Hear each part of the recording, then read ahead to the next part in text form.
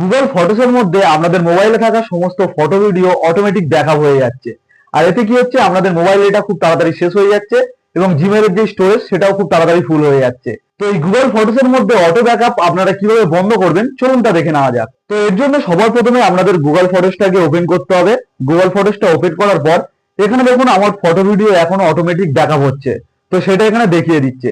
তো আপনারা কি করবেন, ওপরের দিকে যে আপনাদের নামের লোগো রয়েছে জিমেলের, এখানে আপনাদেরকে ক্লিক করতে হবে। তো এখানে ক্লিক করার পর নিচের দিকে দেখুন ব্যাকআপ বলে একটি অপশন রয়েছে, এই ব্যাকআপে আপনাদেরকে ক্লিক করতে হবে। তো এখানে ক্লিক করার পর এখানে দেখুন অটোমেটিক ব্যাকআপ অপশনটা অন হয়ে রয়েছে, আপনারা জাস্ট এটাকে অফ করে দেবেন। তাহলে কি হবে, সঙ্গে সঙ্গে আপনাদের মোবাইলের মধ্যে যে গুগল ফটোসের ফটো ভিডিওগুলো অটোমেটিক ব্যাকআপ হচ্ছিল সেগুলো চিরকালের জন্য বন্ধ হয়ে যাবে।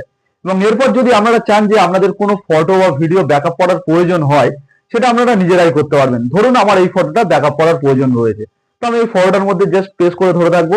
প্রেস করে ধরে থাকার পর নিচের দিকে অনেকগুলো অপশন চলে আসছে, এই অপশনগুলোকে এইভাবে একটু সাইডের দিকে সরিয়ে আনলে এখানে দেখুন ব্যাকআপ বলে একটি অপশন রয়েছে, তো এই ব্যাকআপে আপনাদেরকে ক্লিক করতে হবে। তো এখানে ক্লিক করার পর এই ফটোটার সঙ্গে সঙ্গে দেখুন ব্যাকআপ হতে শুরু হয়ে গেছে, সঙ্গে সঙ্গে ডানও হয়ে গেল। তো আপনারা এইভাবে আপনাদের যেই ফটো ভিডিও পছন্দ সেটাকেই ব্যাকআপ করতে পারবেন। আর আগেই তো দেখিয়ে দিলাম কিভাবে আপনারা অটোমেটিক ব্যাকআপটা বন্ধ করবেন। তো কেমন লাগলো আজকে আমার ভিডিওটি যদি হেল্পফুল হয় অবশ্যই একটি লাইক করে দেবেন, আর এরকম ভিডিও পেতে আমার চ্যানেলটিকে সাবস্ক্রাইব করে রাখবেন।